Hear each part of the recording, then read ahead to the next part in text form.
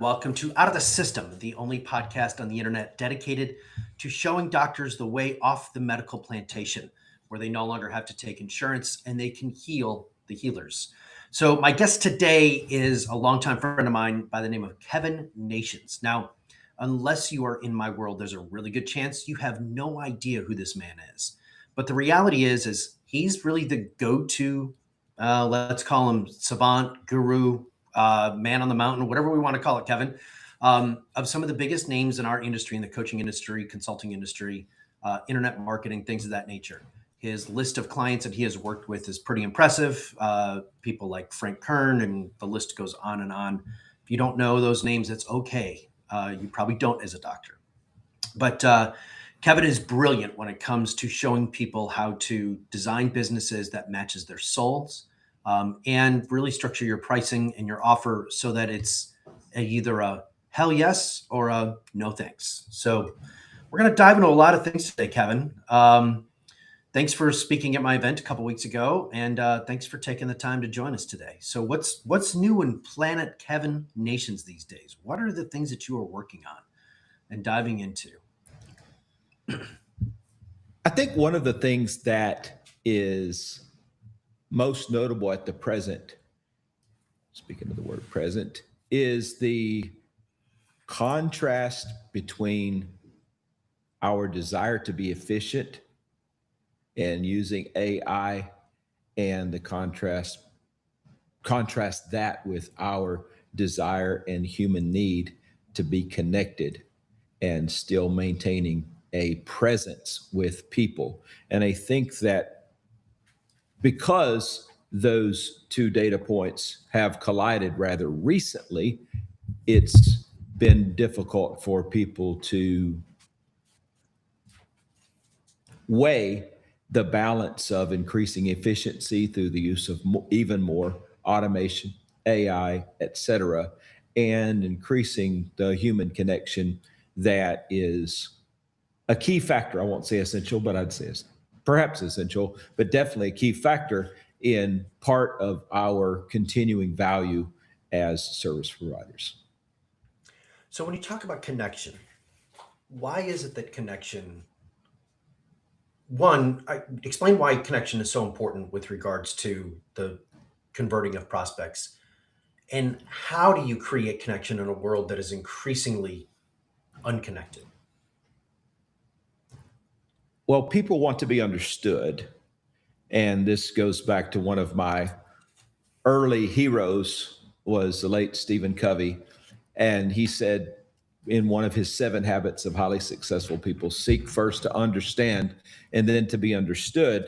And I think that so many people, once they feel understood, will trust us much more with prognoses. So whatever we're selling, but especially things to do with their physical characteristics. And the word diagnosis is very central to the medical community. Once they feel understood, they're much more open to our diagnoses because they feel that those diagnoses are coming from a place of connection rather than from a place of non-connection. Mm-hmm. So they feel empathy, and when they feel like that we are empathetic with them, they're much more likely to trust our diagnoses coming from a place of empathy rather than just from a platform of superior information. Yeah. In in your okay, so people get context of what you do. Well, explain to people what you do, because I think it's really important so they understand how you've structured your life and your business. It's a very unique model, how you have structured it. Give people a little bit of an insight of kind of your background and what you do. So, background, I grew up in a very religious community, multi generations of actual pastors and leaders in a church community. And as such, I saw, the central theme of there being a gospel, something good news, if you would call it that. This was in the Christian religion. And from that, I think that there is a number of things that happen within a religious community. One is the things that you do, community outreach, liturgy, the community outreach, the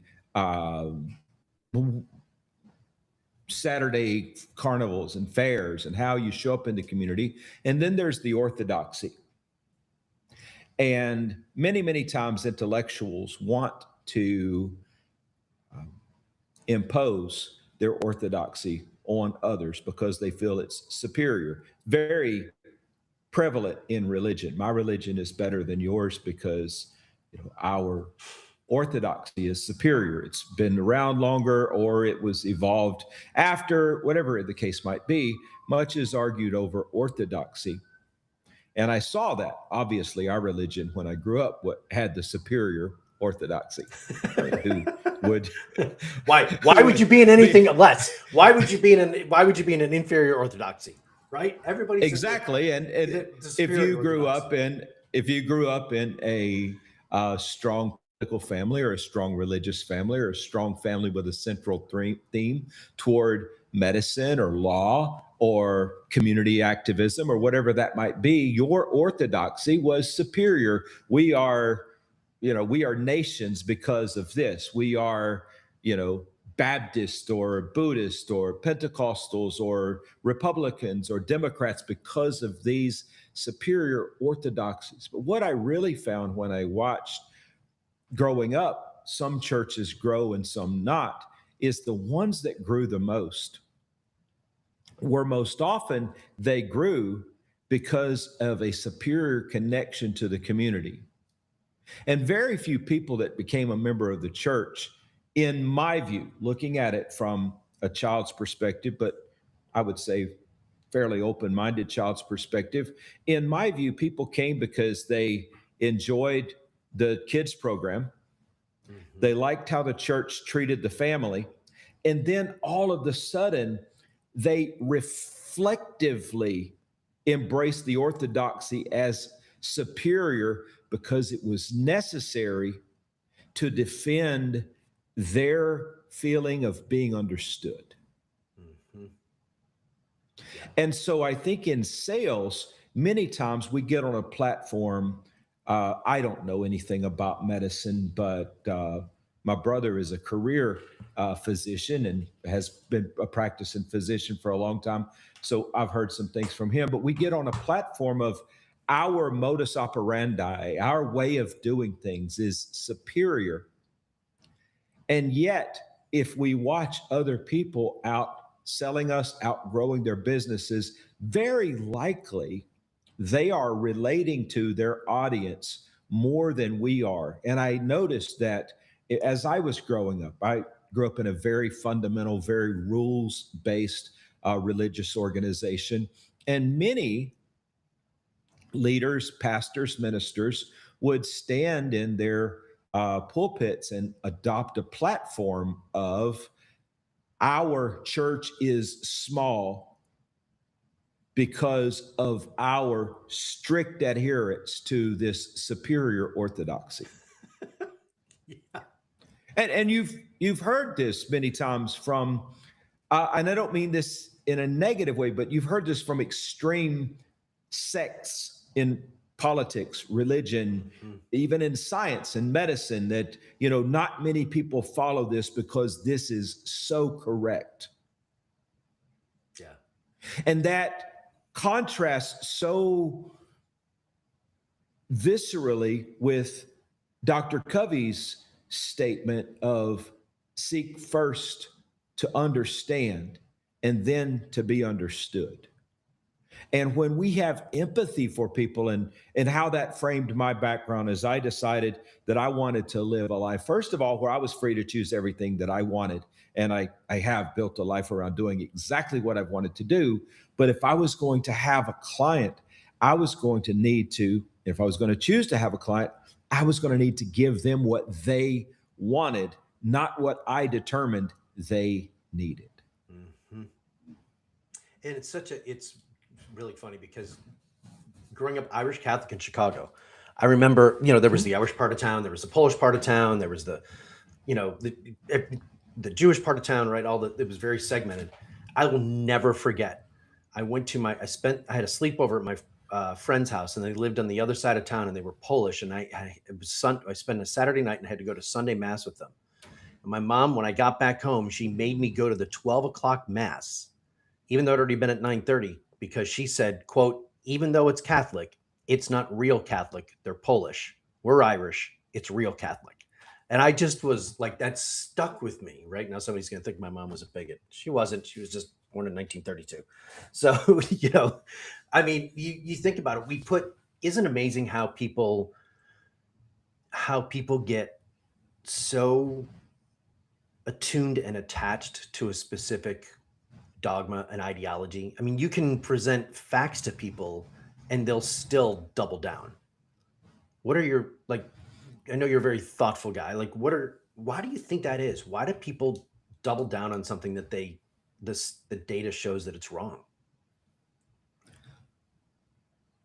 Well, to reflect back on something I've already said, once we feel understood and accepted, and this is especially true for people who are protecting community, and this is kind of in the median of Abraham Maslow's study on human needs. And in the median of that, probably where the majority of people are, is people want to be loved, understood, accepted, these types of things. And when they are loved, accepted, embraced, understood, then protecting that community, protecting that tribe is of utmost importance. We cannot be disrespectful to not only our Catholicism, but to the Irish sect of our Catholicism, which is even more specific and even more exclusive, but it includes me. And because it includes me, and I can never be excluded from that, because your mother could be a lot of things, but she couldn't be un-Irished. Right. No matter how poor she became, no matter, how rejected by men she became, no matter how fired from jobs. I don't know anything about your mom's history, but no matter, men could reject her, jobs could fire her, many, many things could do many, many things to her, but she can never be un-Irished. Right. And so obviously the dogma around that nationalism was significant because it was a hedge around her being understood, which is such an important thing for many people in the median and the vast majority of humans. They want most to be understood and appreciated. And so they will, in my view, defend any dogma that makes them feel that they are protecting the tribe in which they feel most understood. It's really fascinating. I'm like you. I get fascinated by political parties. When you really look at the stances of a lot of Republicans and a lot of Democrats, I'm not talking about the things that you see on CNN or Fox News. I'm talking about hanging out with your friends, right? Like, I have friends that are Republicans, Democrats, socialists, whatever, right? Libertarians. And it's amazing to me how they're all so very similar, but defend their nuanced differences to the death, which I, as a person who's in sales and marketing, so like basically our job is to convince people that white is black and black is white, right? Like that's what you do in marketing, right? And I think one of the hardest things to do is to change somebody from a belief system. So when you are out and you are evangelizing your belief system and what you do and how you teach people, walk me through that, because I know you're not out there trying to change people's position. You're really trying to find the people that have already began the transformation. Is that a fair assessment? I would believe so. And I think that if you rewind back to a number of things we've talked about already, first of all, you talked about many political parties being very similar in some of their beliefs, but separating the nuances. Your mom was much the same way. I wouldn't say there was that much different than an Irish immigrant, a Polish immigrant in Chicago. But the distinctions were enough that she wanted to make sure that one was clear about which was which. You know, both So true. both of you guys and gals were one or two generations removed from Europe, which was so far away from Chicago. But Mhm. lest we be mistaken, you know, it wasn't if she was talking about, you know, you guys as someone from an African nation or from an Asian nation or from an island somewhere. Here's, you know, two European transplants into this melting pot of the US in the Windy City, making sure that someone understands that we're not like them, although, you know, Polish and Irish were probably more alike than many other Oh yeah, sects of immigrants to, you absolutely. know, to Chicago. But lest one forget, we're going to make these, you know, we're going to make the key distinctions between these two likely very similar um, nationalities and families. So Yeah. I wanted to make that point when you were talking about that it's many times nuance. And then so you asked the question, what is it that I do? I really look to find myself people who are already inclined to believe what I believe. There's a Mhm. couple of ways that one can do marketing. Um, there is making someone unhappy with their prior choices and then inviting them obviously to your superior choice. Everything Mhm. you've done was wrong and now this way is right. Mhm. That's, you know, one way of marketing. That way was wrong, this way is right. There needs to be a conversion. I look at my way of marketing much more like a Euro stand outside of a nightclub. People most often, sometimes there are sometimes there are digressions from this, but people many times leaving a nightclub or let's just say a food truck at a construction site. People at the construction site are happy, they're working, they're getting paid, they have no resistance to nor frustration with the work site, specifically as it relates to the food truck. Mhm. But every so often they get hungry. Same thing in a nightclub. You leave if there's no kitchen in the club. You know, you've been drinking, you've been dancing, you've been sweating, you've been doing lots of things. You're about to go home. Maybe you have a little bit of a high alcohol content. What do you want?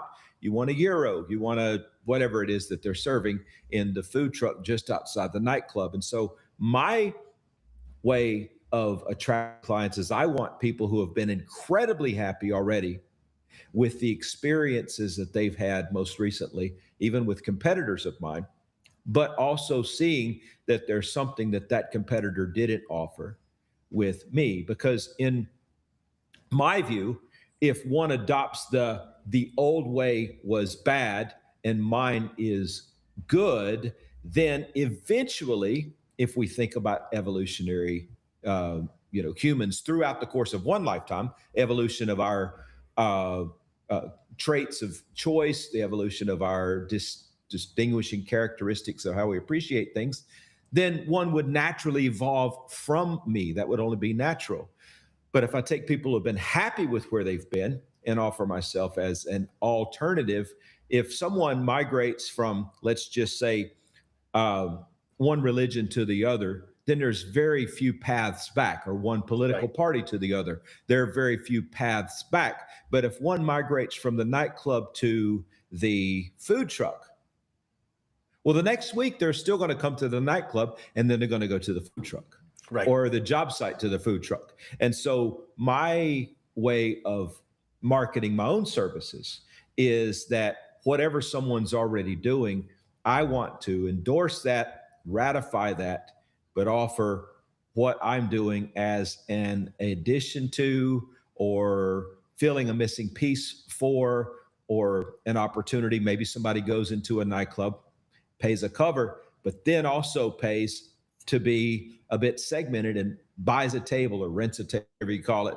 you know, finds an exclusionary place. Maybe somebody goes to a concert, still watches the band gets paid, but they buy a VIP section. My job is not to um, rail against the other choices that they made, but ratify the other choices that they've made, but offer an upgrade in generally in exclusivity Mhm. so that they Mhm. can enjoy things that they may have appreciated in the past, not need to denounce those things. They can still celebrate their past decisions and then begin to do some work with me. And And so many you're of my not clients talking, do the same. yeah. So you're not talking about copycat marketing or copycat offers or copycat sales. You're not going to put another Euro food truck right next to the Euro truck and offer it at 5 cents less. You're talking about either a different type of experience around the Euro, or something that supplements a Euro, like maybe, I don't know, Greek fries or something like that, or something like the dessert that they didn't get, or something like that. Well, if I was right, but I'm actually thinking about being the food truck outside of a Okay. venue. Like where is there a venue of people that are happy with their experience, but missing a piece of an experience? Got it. Got it. And So what how do experience could I offer them that wouldn't have them need to denounce the current experiences they're having in life, but they could still, benefit from mine as well. That way, when, let's say, you and I had complimentary services, and in some ways we do. Mhm. If I said mine are directly in competition with Matthew's, and you must either choose to work with him or with me, then you could never refer me business. If I were to Right. say, here is the point in working with Matthew that you may want to work with me, here's the point in working with me that you may want to work with Matthew, then people could migrate from one of us to the other, migrate back and forth between us, migrate from one of us to the both of us at the same time. And they could do that because they don't have to denounce one to embrace the other, So you don't which many view, people call. yeah, like a lot of times people will play Mhm, like the zero sum game. You have to choose A or mhm, B, right? mhm, In your case, you when you take people through a discovery process of whether or not they want to work with you, walk us mhm. through that a little bit, because when I first learned this in 2005, it blew my mind. And then I spent the next, I don't know, 20 years trying to really figure out how to really do it. Um, so you have a very unique way. You're not trial closing, you're not pressuring people. Your whole process is vastly different. Explain it to people. I think I know what you're asking. I mean, Um, from the standpoint well, of, one of okay, the if I have an interest and you start to sell, I putting air quotes around selling, because you're converting or whatever you're doing, however you would frame it. yeah, How would you frame it? Do you call it selling or do you converting? What do you call doesn't matter. it? It's a Finding out good point. if It's a really good finding out point. if people finding out if people want what I have more than they want the money they have, and if so, making the exchange, and if not, becoming aware that that's the case. They want to keep their money more than they want to work with me. Um, so the first thing is to find out what somebody doesn't want. Hmm. Because if there's not something they don't want, then there's no reason they're going to move toward it. Coming out of nightclub, people are happy with having been there, saw the gals they wanted, saw the handsome guys they wanted to see, saw the band they wanted to see. All their friends were there. They danced together. They talked about old times. They talked about future things. Now they come out. They don't want to get pulled over for DUI, so they want to get some food in their body. Hmm. If they're rational, they're hungry. They don't want the night to end. They just like the guy or gal at the food truck because they want to continue a conversation with somebody. They've been talking to the bartender, and here's another person. So what they don't want is whatever is ending or whatever they're migrating from where they left. So I want to find out, what they don't want. And many people get too quickly in describing what they have, but I want to find out what they don't want. So usually I'll ask them, "Hey, why are we talking? What's so going on that's so screwed up in your life that we're talking?" Because that kind of brings a confrontation. Oh, everything's wonderful. Great. No need to talk. Oh, Right. wait just a minute. But there is one thing. And so it's kind of like a reverse Columbo, where you're allowing the prospect to be Columbo and you're actually just kind of baiting them into it and letting them just discover is many times, I won't say most of the time, but many times people reach out to talk to you to find out information about a solution you have. Hmm. And it's because of an irritation that they have in their current life. But they feel if they reveal that irritation, it's going to make them vulnerable.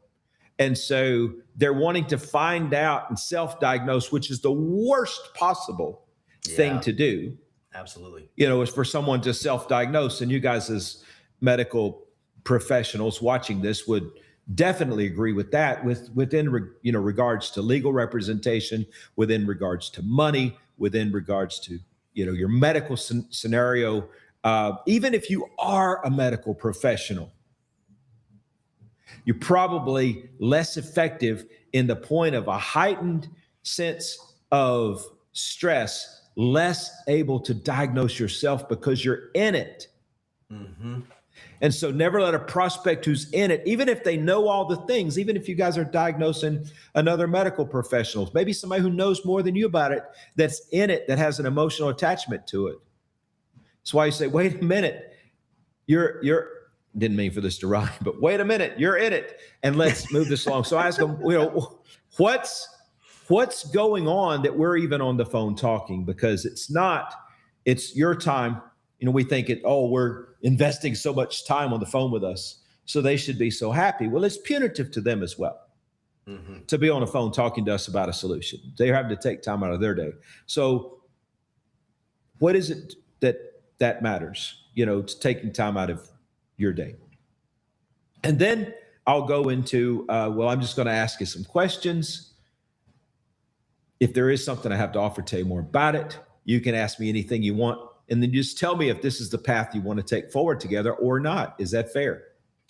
So really just like, I'm going to find out what's going on. I'm going to tell you the only thing that I am expecting from a conversation is a choice or a decision.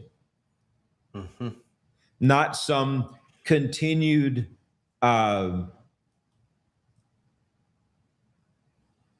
constant circling of the decision, so that both parties are in this constant state of unawareness of what the final outcome would be, but can't now completely detach from the fact that we've already started a diagnosis together. Mm-hmm. So just let me know if this makes sense to you or not, or is that fair? Many people might consider this high pressure sales, and this is where it becomes high pressure sales. When you make a stand for a choice and you have a bias for the affirmative, that is high pressure. Because now I'm saying, Matthew, you need to work with me, but you need to work with me today. Need to decide today. If you simply say, I work with people who are decisive because they're easy to work with me, and it doesn't matter to me either way, whether you decide in the affirmative or to work with somebody else, or to never address this once we've discovered what it is, or to do it on your own, or anything else you might can fathom. It doesn't matter to me, but I move forward with decisive people. And so if we're going to do it, we're going to do it now or soon. And if we're not going to do it now or soon, that's just not the type of people I work with. But that, someone may feel that it's high pressure, but that pressure is all about you protecting your boundaries, not you projecting boundaries onto someone else. You're protecting access to yourself. You're not telling the other person what they should do with themselves. So if I'm telling you, you have to decide today, which protects my boundaries, but now I need you to decide yes, which is a violation of your boundaries. Right. That's an unfair exchange. But if I say, I work with people who are decisive, and you can do whatever you want, that only challenges people who want to control my boundaries, which I'm sovereign. Right. But then so are they. So that's the second part of that. And then I just try to, I'll use the word diagnose what the pain is as it relates to them in their situation, not only the orthodox of the pain. In other words, where is this medically? in you guys' situation or in my situation, where might this be relating to their sales or the success of their business? But how does this affect them? How has this affected anything else, which they might bring up? Oh, it's affecting my marriage. It's affecting I feel like I'd be a better dad if I could be away, or mom, if I could be away from my business more and still be just as financially effective. Or I really wish that I could X or Y, but I feel that I can't because. And so then, I want to get the entire complete impact of the pain, not only as it relates, if someone has an issue with mobility, there may be a lot more social issues that go along with just the medical issues. That go along. There may be a lot more familial issues that, or someone may feel like, oh, my parents don't respect me because I'm not successful, or I'm, proving a generational curse. All these things that they assign to not succeeding in business or having a medical issue or whatever someone's orthodoxy is, or, specific technical training is. There's a lot more things that are impacted by our specific lineage of expertise, that if we can get off of that, not to exclude it, but to include the wider embrace of what it might be impacting in a person's life, and then ask them, not, do you want to get the knee surgery? Do you want to work with me to help you in your sales? Do you want to do the thing, go on the vacation? But do you want to change this entire recipe of pain that you've just described to me, and invest X dollars and come for a procedure on X day, or come to a training like I do on X weekend? Or do you want to keep your funds and continue this? Or maybe a third alternative is there someone else that you've talked to in the past that you feel like would do this better? So I want to bring this up because if I bring it up, then it, to me, is much more powerful than if they bring it up. Well, you become a collaborator in the decision versus an adversary. Well, again, yes, and you're reminding them of their autonomy while retaining your own. Yes. Yeah, that's an interesting way to look at it, because they are a collaborator, but you both have autonomy, which is really kind of a fascinating duality, isn't it? Yeah, I have full, agency to say yes or no to things as they relate to me. And until we're contractually obligated, which is a contract, is the decision to relegate our autonomy for a specified period of time, for a specified action, for a specified investment. That's a decision to give up that autonomy, or endorse that our autonomy now extends to that collaboration. But while we're still in the conversation phase, it's like, this is what I will and won't do. And here, so then I'm affirming all of your options, so that even by my silence, if you thought I didn't want you to work with anybody else, do you want to work with me? Do you want to work with, do you want to do this on your own? Do you want to just let the symptoms continue to persist now that you've seen the cost of both? Or would you like, someone else to do this for you? And I don't get into the nuances of, oh, well, what about John and James and Bill and Sam? I'm completely outside of that. I'm not going to compare all of those. I'm just going to say, if it is indeed someone else in a general sense, then go. If your choice is to work with them, I can't be your advisor for or against a specific other individual. But if it's the only other name that I'm willing to talk about is not me. Right. And then, now we've moved that decision away. And so then I talk to them about all that pain, and then identify what the potential solutions might be.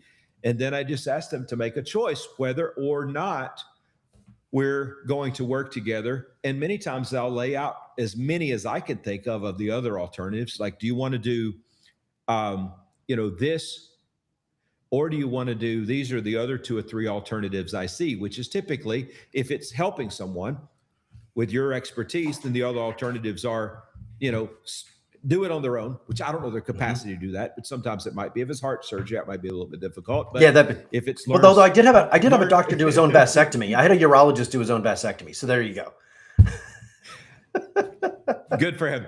So it's either do it on their own, continue to, now that you've identified specifically the symptoms, let the symptoms persist or pray that they'll go away or something. Find someone else to remedy the situation, or let's do it together. And then I kind of lay out, let's just do one of these 4 things. And but I am much of the time, my interest is going to wane on some option where they want to amplify their autonomy. I want to wait to decide, which is an amplification of their autonomy, but diminish mine or retard mine, constrain mine. I want to wait to decide on this. How long do I have to accept this offer? Which, if you look at it, that's a amplification of their own autonomy and a constraint of mine. Fair enough? Right. Because absolutely. now not only I have to project into the future my willingness to make the same offer that I'm making right now, which I don't know. I'm not saying that I would take it away, but I don't know. I don't want to make commitments for the future, so I don't know what the future may hold. I may get bought out tomorrow. I may win the lottery. I don't play the lottery, but I may win the lottery tomorrow. Right. I may retire. I may decide to retire tomorrow. I may I may buy another practice. I may bring on another practitioner. I may just not feel well. And so while I might offer certain things, so the conversation is this offer that we've just discussed expires the moment you tell me something other than yes. I might not be that explicit about it, but in my mind, and now you see why that is. It's not that it needs to be some sort of, people have described this as a takeaway clause. I'm not taking it away. It's right there. They are rejecting it. If you come into a car dealership and I say, and the cars have gone up, for $100,000, you can have the keys to this nice, fancy, shiny car. And you say, I'm not going to give you the $100,000. And then I say, fine, thank you. Have a nice day and shake your hand. I didn't take the car away from you. It was never yours to begin with. Right. And if you make an offer to someone, they had nothing to begin with except a proposal for an exchange. And they never brought consideration, so you didn't bring the service or your consideration. And so many people propose that as a takeaway clause, but I'm not taking anything away. I'm simply maintaining my autonomy in the future, although I was willing to exchange it for an agreement at that moment. So let's say that person comes back a week later. You make the offer, they come back a week later, and now they want it. Does the offer change? Well, yes, no. Not as a reaction to the fact, I don't say in my mind, oh, they were here a week ago, so let's go do something punitive. Right. But if my business has changed, yes. If I just won the lottery, yes. If my price coincidentally went up in the meantime, yes. If I told him I could do it the next day, but now I've already taken on 30 jobs, then yes, many people may feel like if the offer changes, and we need to be careful of this as service providers. Many people may feel like that it's our duty to change the offer, to show them a lesson. Well, that's not the point of maintaining the autonomy. We don't know what will happen in the meantime.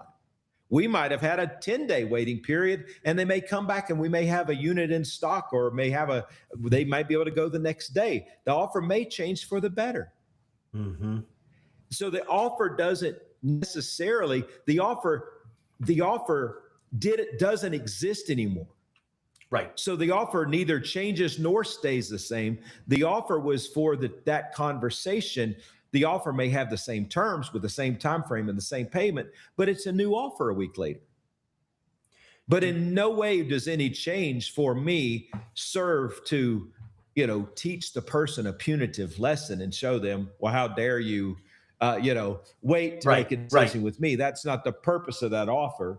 But it may change, but it doesn't change just because they waited a week. It changes because of all of the variables that may have changed with my offer in the week between. When I was growing up playing golf, I had a temper, right? I was a small kid, kind of overweight. So I couldn't play football, couldn't play basketball, wasn't very good at baseball, but I was pretty good at golf, right? And so none of my other Mhm. friends played golf. So I was the best golfer of my friend group, right? So I put this unbelievable pressure on myself to become a very skilled golfer. And to a certain level, I did as a former professional, PGA golf professional. But one of the best lessons I ever learned about playing the game of golf, and I still use it to this day in every walk of life, and that is what's called NATO golf, not attached to outcome. Mhm. And how that, I hear you talking about this and how this relates is your sense of worth isn't dependent upon whether or not the client says yes or no, is what I'm hearing. Is that a safe assessment? Yeah. Okay. So is there a way, like, do you celebrate when you make a sale? Do you, in all the years that you've been selling, when you closed a big client or you closed a big deal, would you celebrate? Or are you the same like every day? Do you just go yay and go on to the next thing? How does your psyche play on this and look at this? Well, of course I celebrate because I like to celebrate things that happen that are good.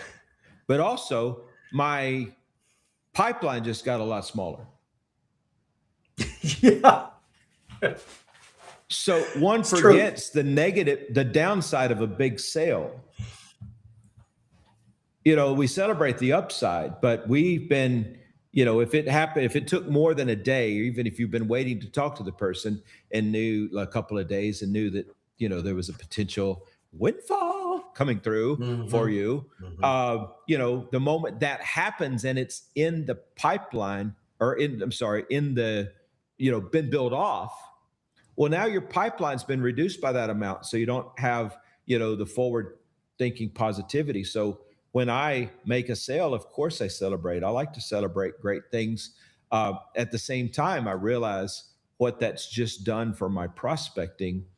Yeah. And I need to, focus on prospecting again. It's interesting that their only thing between a trophy and atrophy is space. I've known you 20 years. I've never heard you say that. I've said it a few times. So um, be careful when you get a trophy that you don't let it, collapse into atrophy. And many people do that. We've seen this happen. People go out after a big win, celebrate, and lose all momentum that they had. So I do celebrate just a bit, but I certainly don't want to celebrate with lethargy because that's probably the worst. Probably some of the best times. I know this might sound like I'm obsessed with my business. I'm really not. I really like my life outside of my business. But some of the best times to keep pushing in sales is while you're on that high of a big sale, Yeah. like Yeah. literally probably the best time. And some of the worst things one could do being on a high of a big sale is to go and immediately go on vacation or Hmm. immediately do. I got this big sale. Let's go on vacation because it literally, if you think about that rationally for a moment versus, oh, I deserve to celebrate. It's almost like I deserve to regulate back down to my level of success that I'm willing to tolerate because I've had a success that exceeds that. And so I need to find something to relegate me back down to, to anchor me back down to my mediocrity, lest I get too Hmm. successful. You remind me again of a game we used to play in high school and college. We used to play a game called Streaks when we were playing golf. And it was what it taught you was it taught you how to keep playing your hot hand, right? So, like for those Mhm. of you that don't know, golf, when you get a birdie, if the par score on a hole is 4 and you get a 3, that's called a birdie. If you get a bogey, it's a 5, right? So it's 1 over. So we would play this game where you would get points based on streaks. And there were negative points. Like if you got bogeys and double bogeys, you lost points. If you got pars in a row, you didn't lose any points. You just remained flat stasis. And if you made birdies and eagles, you got more points. And the more birdies you made in a row, the more points it exponentially went up. and you paid like $1 a point, or we were playing like $5 a point, which got pretty expensive, by the way. Like a couple $100, and this was in the 1980s and late 80s and early 90s. And so you just heard me say, like, that is the thing, is that when you make a sale, people want to celebrate. And I think of, all right, I just closed somebody. Fantastic. A little high five, but you get back in. Like, I have to do this with my team all the time. We just, we'll have really good weeks. We'll have really good months. And I said, I want you to think about it like this. In a football game, it's a full 60 minutes. Okay. What we're looking to do is we're looking to win the game. Not, if we focus on the process, the statistics, and we know that we have to, run the ball 20 times or whatever like that, those are the parts of the process that are going to lead us to having the outcome that we want. But if we spend too much time celebrating the touchdown that we scored in the first quarter, it's going to suck energy away from what we need for the second, third, and fourth quarter. So if you watch football, they high five, they do a little dance in the end zone, they go back, they high five everybody, they sit down and they grab game tape and they start watching the plays, right? Because The you're champions right. do. That's what the champions do. Yes. They ain't celebrating getting close. They take that energy and they go, okay, we've got momentum. How do we do it again? Where can we not exploit isn't the right word. That's a football phrase, but in our parlance, it's, okay, how can I stay in the flow of that, of finding the people in the market that are in flow with my offer, that are in need or want of what I have. So yeah, I think the whole point of celebrating, I think sometimes it creates a backlash that they don't even realize exists. Comments on that? I agree. And I think the converse is often true. When people hit a slump or a slow spell, they just try to double down and grind it out. And there really isn't much momentum you can make when you're miserable by becoming even more miserable. What do you do when you have a And downside? so When you're in go on vacation, get in my RV and go out to the mountains and get away from it and come back to a more successful week. You are the king of Absolutely. that. Why You are the king of getting away. Why keep, grinding against something that is never, going to happen? Obviously you want to play out the game with success, but if you're in the middle of a playoff series and you find yourself down by an almost unwinnable amount, you may or may not, rest your starters, because just 2 nights from now, you're going to be back at 0-0. And if you're this far down and you're trying to recover this game, fans think in terms of, games. Players many times think in terms of seasons, coaches think in terms of careers, and owners think in terms of legacies. Like they're going to hand this down to their kids and their kids' kids. And so all of them are making decisions from a different time perspective. So, all of them are playing the same game, but they're on a different field. The owner's like, I want my kids to have $1 billion asset. The coaches are like, I want to retire well. The players are like, I know I'm going to be traded. I want that to be traded up versus traded down. And the fans are just like, I bet $100 on this game and I don't want to lose to Matthew. So all of them are on the same game field at the same time, but they have a vastly different perspective of how you're viewing it. And so if you're always often out there, oh, this is a terrible, sucky day, and I'm not making the sales, or a bad week, I'm not making the sales that I want, I'm going to get here and grind it out. Well, that just is going to, in my view, it's just my view, but that's going to further reinforce that work is supposed to be punitive and painful. I don't believe that. I love what I do. I'm glad to be here. You and I've worked together for a long time. I don't think you've seen me have a miserable day's work in my life. And I haven't I've known you 20 since years. I've started this. You are the same every day. Every time well, if I'm not, though, I'm not working. Right. I mean, obviously, if you have an appointment or if you have, like I do, events and things, but my daughter and I go many times. My daughter works with me. For those of you who don't know, Matthew does. She's worked with me since she graduated college. when we come and we have an event, a lot of people prepare for an event by doing all the study. Well, I do that like a week or two ahead of time. And then a few days before I'm supposed to show up for everyone, we go to Bryce Canyon, we go to Zion, we go just chill out and get away from everybody so that we can come back, on the backside of a holiday. That's the rather thing than that's having most- grounded out right to the moment. Go ahead. Yeah, that's the thing that I want to dive in with you, because I think it's one of your most beautiful skills. So I grew up in a day and age that in a family, you grew up in a working class, family, Irish Catholic family from Chicago. I always say my brother, the union plumber, if hard work dictated wealth, he would be a multi-billionaire, because I don't know anybody who works harder than my brother, Tim. Okay. And so I adopted that. Like, when things got down, you just worked harder. One of the things that I've really learned to appreciate as I get older is the power of what the outside world would think of as doing nothing, as being wasteful, as some of the most powerful things that I can do. So you just mentioned something. I know you take huge amounts of times where you get in your RV, you go out to the desert.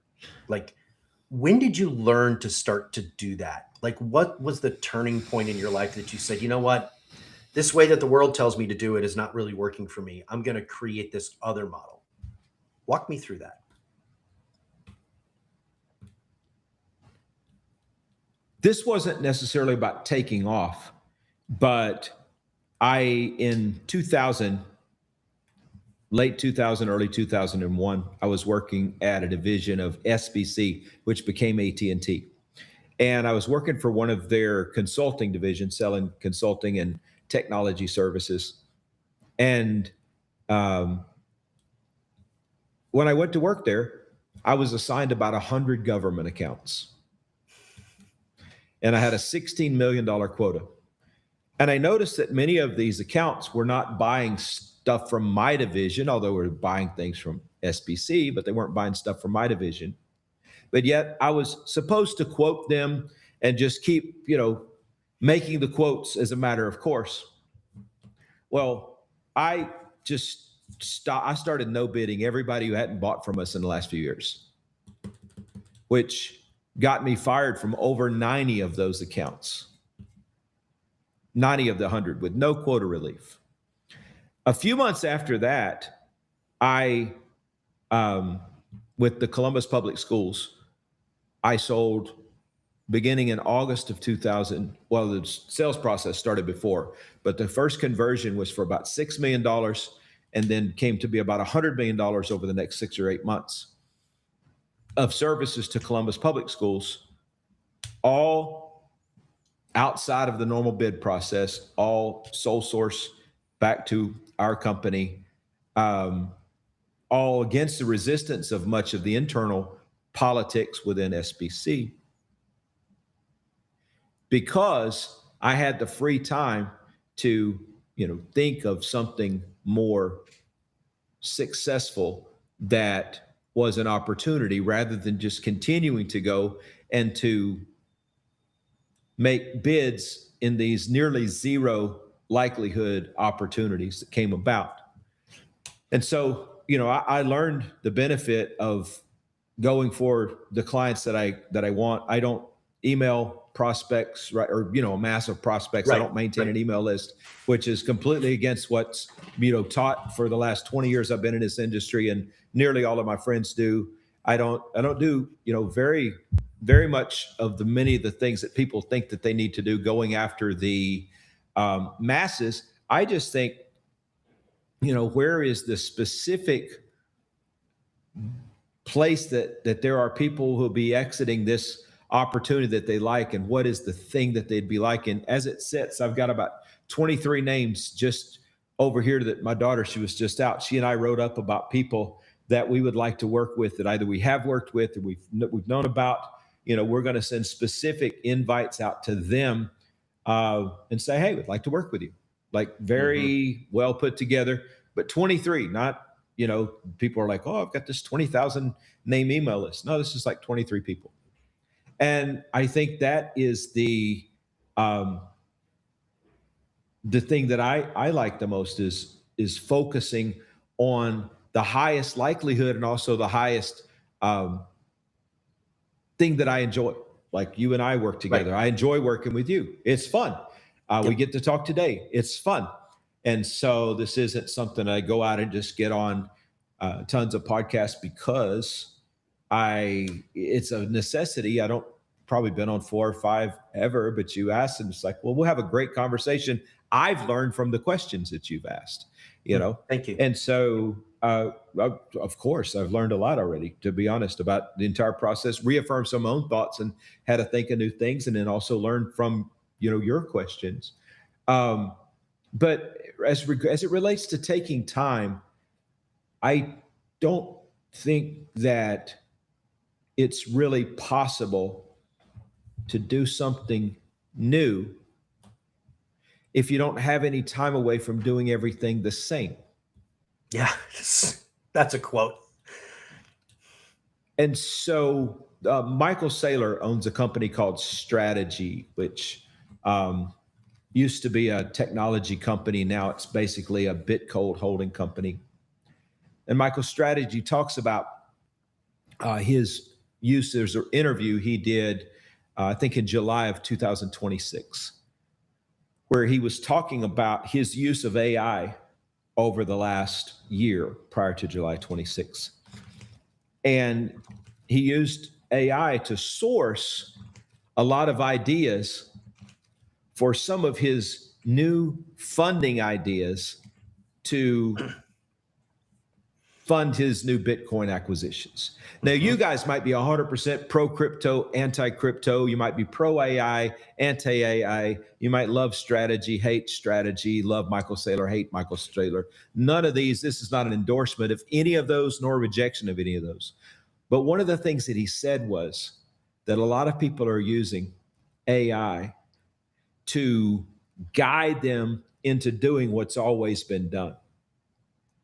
And I decided to use mine to find some sort. I'd need to go back and source the quote so I can attribute it more accurately. And I'd recommend you do, because what he said was more potent than what I'm about to share is my recollection of it. But he said, I used it to source an amalgamation of sorts. He didn't use that word, of other things into something that had never been done, so that I could create something unique. Well, that is an interesting way of looking at it, but he had to first accept that everything that had been done in the past, he didn't need to make some edit. And I think, we've been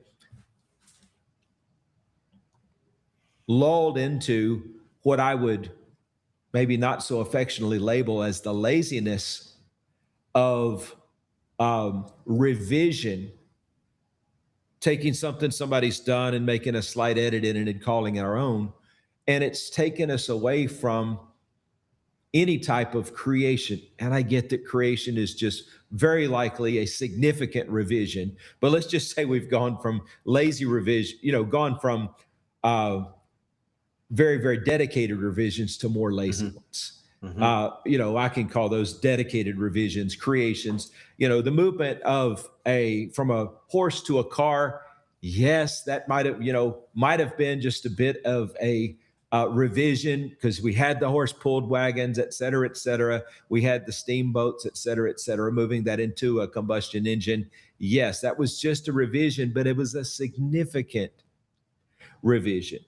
And so I think, one of the things, it's really difficult to me to make significant revisions in my life if I'm still caught in the mundane of practicing the sameness of repetition over and over and over again. So I try to get away from that as much as possible.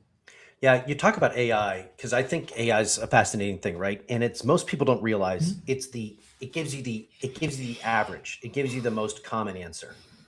But if you train AI the right way, like you and I have, for me, AI becomes my Bernie Taupin to the melodies of Elton John.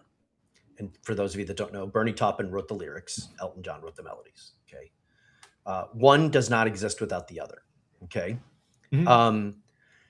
and when you view, like, I take this week's a classic week. This week's been I've got a couple clients in next week, and then Christine and I go on vacation for 2 weeks, and we completely shut down. Right, we're going to Mount Shasta. We're driving down the California coast. I'll be completely off the grid. But this week has been really just prepping for my 2 clients that I have coming in next week. Doing this, and I've got 2 podcast interviews. When you are able to take the time and just sit and let the ideas flow, and then you can use something like AI to maybe refine the ideas. To me, that's a viable use of it, right? It's kind of like having somebody that you can bounce an idea off of. Okay. Have you thought about this? Have you thought about that? Versus going to AI and saying, solve this problem for me, because it's going to go give you the sameness of what everything else is. And I think one of the most powerful things we can do as entrepreneurs is to have the courage to take time and say, no, I'm not going to grind. I'm going to do this a different way, because it's the creative act. It's the new way of, Chris Centeno did this with regenerative therapies. I mean, he's the pioneer of it. He's one of the godfathers of it. You create this environment where the ideas feel safe, where they feel trusted, where they feel heard, and then more and more come. So I saw your wheels turning there. I think you have some comments and thoughts on this, because how I was saying how I see AI. Well, AI is a tool, but Da Vinci did it with pen and paper. Edison did it with pen and paper. People have done it in much more austere environments than the tools we now have. And I'm a big fan. So I'm not here to do anything other than endorse superior tools.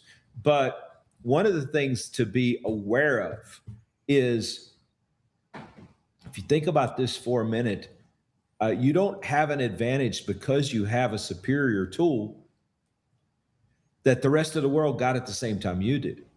Yeah. That's not an advantage. That's just an asset, but everybody got the asset at the same time. Some may use it, some may not use it, but the asset is there. So the only asset we can have that the world doesn't have is our own space and our own creativity. Because I've got the same subscription as someone else who's doing much less, and I've got the same subscription as Michael Saylor, who went and got $15 billion in funding through some creative ways that made people believe in him. Now, he also had built goodwill from some, and you may not be a fan, but he built enough goodwill that some people decided through either their goodwill or their greed, or a combination, to invest, billions and billions of dollars in some of his new service offerings. But I was just suggesting he was using that, and I was just suggesting that he is always seeking for a creative edge, or that interview seemed to indicate that, or at least at this point he was, and that our competitive advantage is our creative edge, our quantum competitive advantage. You might have a linear competitive advantage in that you can do a procedure 10% better than someone else, or 100% better than someone else. But your 10,000% advantage, your 100,000% advantage, that's always a new procedure. And most of the time that gets discovered in a lab or in silence or in a place where you can be away from the repetition of practice into the freedom to either practice new things or just, go through the practice of new things in your mind. I'm a big fan of, time away to think, uninterrupted thinking with AI, but it can also bring you back and have you be reacted to it. Uninterrupted AI, pen in a journal, all these types of things, regardless of the industry that you're in. Uninterrupted thinking is probably the competitive advantage that is the most superior one that anyone could have, and the one that is impossible to replicate. What's kind of your process when you do the creative process, when you do this thinking? Is there a standard kind of process that you go through? Is it kind of by feel? Explain that to me. Well, one thing I find to be true for me, you guys and gals may find it to be true in your life or not. A lot of people say that they get, ideas when they're in the shower. They get ideas when they wake up.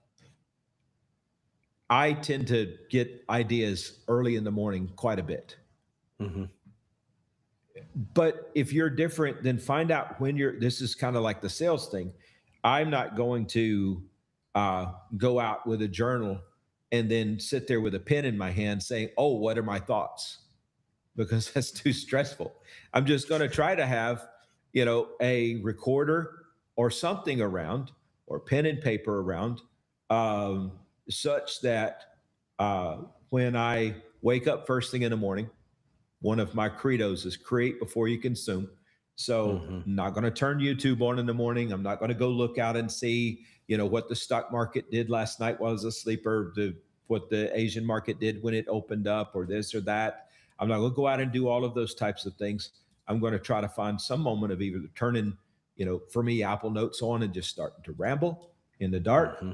or put some coffee on and just start, you can talk now. You mentioned AI, you can talk into AI, you talk into Apple Notes. I have as many small digital recorders laying around the house as I have reading glasses. And so That's a lot. That's a lot. I know that. For those of you that are not in the late 50s, early 60s, you don't understand. There's a lot of those. So, I just have a little digital recorder, most everywhere I go, and have them in the car, or in the car, I can just turn on, Apple Notes, just get in a practice when an idea comes to mind, to get it recorded. Mm-hmm. And get it recorded with enough specificity. You can develop it later. And then when you want to take some time and sit down, you've got all these brilliant things that obviously, well, I don't know. I don't think we'll under stress. I don't like stress. I like peace.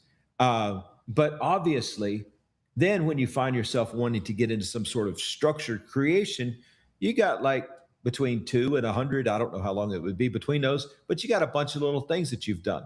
And you can just take those little recorders, if you've happened to record something, and go upload it into your computer and get all those things in one place. But let those come as they come. And then when it's time to do something structured, then you have all of these things that happen divinely. It's those ideas are very difficult for me to come up with when I'm under stress, but they're pretty easy to come up with when they just kind of pop into your head. So that's what I do, is I try to just, whatever comes up. There's moments I try to record many of my calls. I will put the audio transcript of this into AI with a bunch of other, like probably 4,000 or 5,000 hours of other stuff. Mm-hmm. And then try to find out, what did I say that was an evolution, what was incongruent, what was further endorsement, where did I go deeper, what point did I bring up anything that was different than what I said before. I'll probably have a 10 or 15 page breakdown of this conversation after it, a little bit after it's done. Yeah, I read something, I can't remember, maybe it was 15 years ago, and the Bee Gees wrote a song every day. Mm-hmm. Now think about that. They started writing songs in the 60s. And it was in the mid 70s where they hit their fame. And they, up until, and I forget which one is still alive. I think it's anyway, Barry. But, two of the three brothers are now passed away. But he said they wrote songs every single day. And he said, it's not that it's a discipline. It's a respect for the muses, for the process. And I think, it's kind of like, if you're a good steward of money, more money generally comes to you because it feels safe, right? And I feel the same way about ideas. If you have ideas and they come to you and you don't write them down, and you don't honor them, you don't record them or track them, then they're not going to come to you anymore. They're not going to feel safe to come to you. And so what I like to do is, I'm like you, I get up, I have music playing in the house throughout the night, binaural beats, delta waves. It switches over to something else in the morning to kind of begin the slow wake up. And I grab my laptop and or my voice recorder, and I start typing recording. Like this morning, it was a good hour, right? I'll have some water, a little bit of coffee, but that's it. I'm not checking the news, not checking ESPN, any of that stuff. But the ideas flow. They feel safe. It's almost like they know that they have a safe place to come to be nurtured. And 99% of them, maybe 95% of them on the surface, they don't materialize into stuff. But like yesterday, I was working Same here. working on something, right? I was working on something and all of a sudden, bam, something came for me. And I'm like, oh my God, this came to me 18 months ago. And I was able to go back, find it, right? Boom, like, oh my gosh, that's the thing. It's like, oh, it's time for this now. Back then it wasn't time for it. Today it is time. Tonight, now is the time. It's ready to come out. So I think the creative process for entrepreneurs, the creative process in general for me is a very fascinating thing. But the creative process for entrepreneurs, because we don't really look at ourselves as artists, but we are in a way. I feel like we are. I feel like we're artists in a way. I feel like the work that you do is art. I mean, it's your way, it's your form of self-expression. You ever think about it in those terms, Kevin? I do. Tell me about it. I do. Well, actually, more than I've not thought about it so much as myself as art, but I guess that would be true. But I've thought about it more as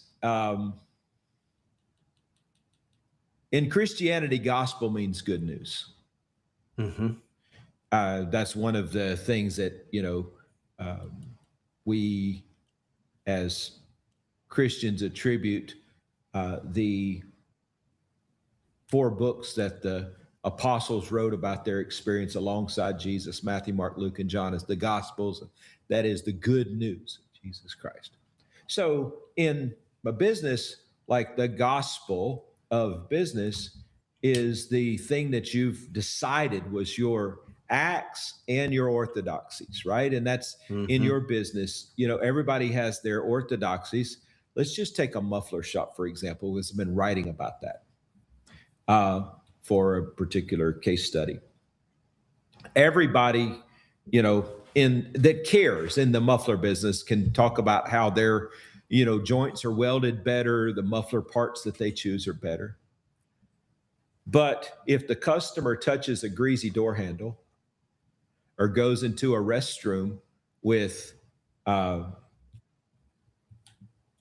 paper piling out the top of the trash can, or waits for an hour and a half in a lobby without Wi-Fi, all of these things are part of the experience. And so, our orthodoxy is what we know about our technical parts of our business that's maybe superior to other things. And I think there's things that I know about sales and business and things like that that are far superior to some of my competitors in the same vein. At the same time,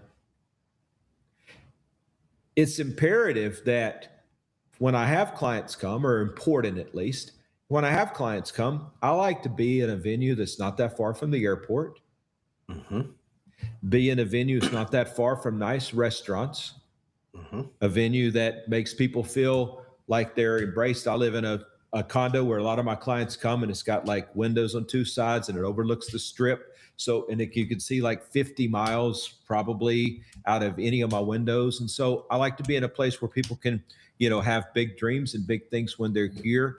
Would that orthodoxy translate in an inferior environment? Yes, but then I would likely be, without any disrespect, that small, resentful congregation atrophying pastor that constantly railed against how they were more pious, yet people were following all of these less pious leaders, when in reality, the likelihood is those people that they labeled less pious, and maybe they were, I don't know, but maybe the people they labeled less pious were really being followed because they were more empathetic. Yeah. And that wasn't a reduction of orthodoxy, but an increase in empathy. And so could I still teach my stuff out in the middle of nowhere? Well, the first time we met, you actually came as a client along with a friend, and we met at the Columbus Airport Marriott, Ohio.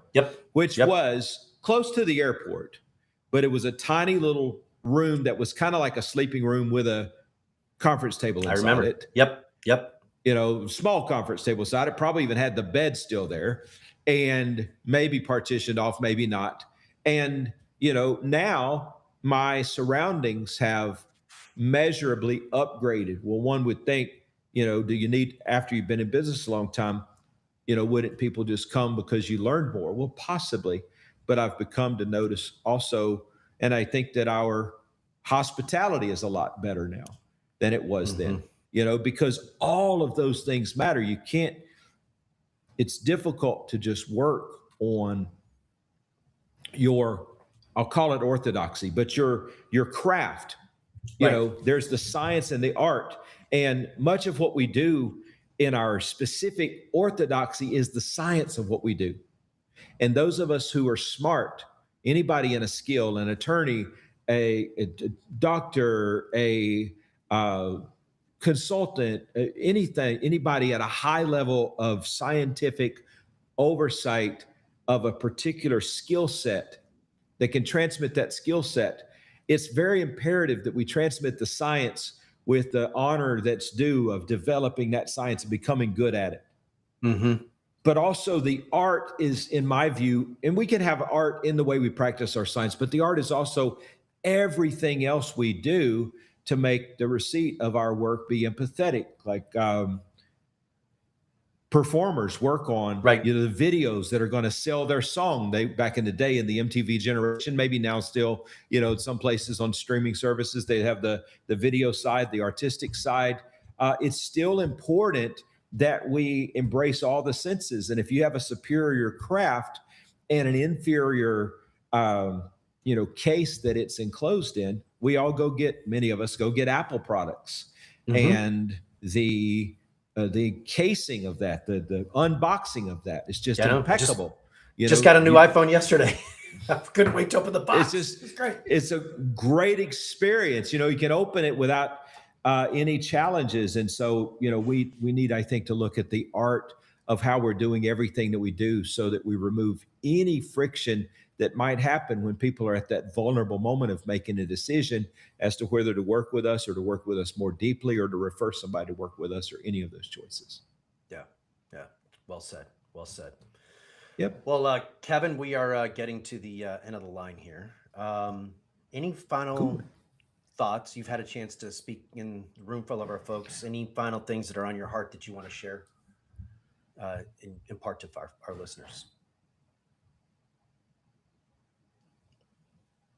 Well, I talked about growing up in a church environment. I just thought of a scripture. I don't even remember where it's from, but it says, that the man that knows to do good and doesn't do it, to him it's sin. I don't even remember where exactly in the scripture that is, but it is there. And I can tell you, it's very great to work with someone. You likely be working with Matthew, a number of other people. You might be finding ideas certain places. The speed to implementation, even poor implementation, the speed to implementation is likely what separates some of the most successful of you from those who are less successful. I would submit that those of you who are at least in the bottom, like the third quartile, I've usually found the third quartile of successful people to be the smartest. Mm-hmm. So like first, second, third, and fourth. They're not in the very bottom, but they're like in the third quartile, just below half. And the reason is that they want to define and refine all the nuances of the learning before they put it all into practice. Mm-hmm. And again, what somebody might say, people are putting things into practice too soon. It's not that pious. It's not honoring the orthodoxy. They don't know it all yet. And there might be some wisdom to that caution. At the same time, the speed to implementation is such an important metric to watch. And so if anything I could leave to you at the end, if I've shared something that's been helpful, that's awesome. Go do something with it. If Matthew shares something, go do something with it. If it is affirmed by your actions, great. If it's not affirmed by your actions, then, discontinue it.